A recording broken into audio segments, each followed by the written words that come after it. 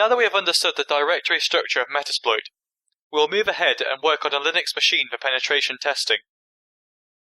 The point to note here is that since we are targeting a Linux machine, our exploit and payload will be specific to the Linux operating system. If you remember, in our previous videos, we saw that the exploits as well as the payloads are categorized based on the variation in operating systems. Therefore, if we are targeting a Linux-based operating system, we will have to select the respective exploit as well as the payload.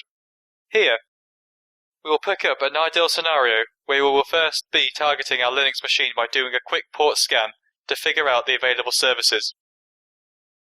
Then, we will search in Metasploit to figure out if we have any available exploits based on the services that are running on our target.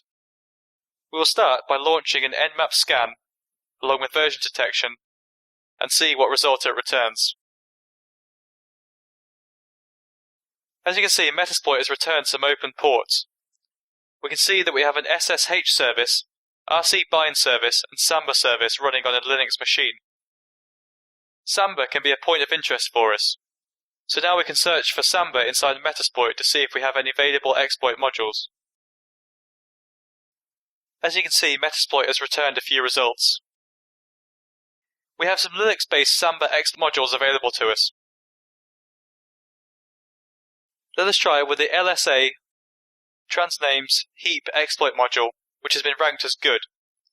It's basically a heap overflow module inside the transnames function defined in the Samba library. We will be following the usual process, and then we will show options. Here you can see that the required R port is 445. If you remember, in our nmap scan we also figured that the 445 port was alive.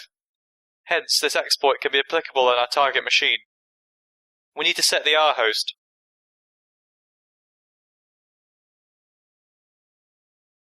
After setting the R host, our next target will be set up the payload. We have to make sure that we choose a payload that is relevant to the Linux operating system. Let us quickly go through our file system to figure out what Linux payloads are available. So here we are in our modules folder. Browse the payloads, from there to singles, and thus you'll have the Linux folder. We can choose xb6 and can find different payloads here.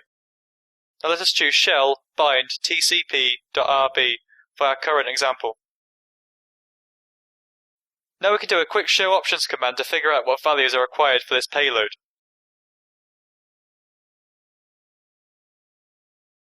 As you can see, all our required values for the exploit modules are complete.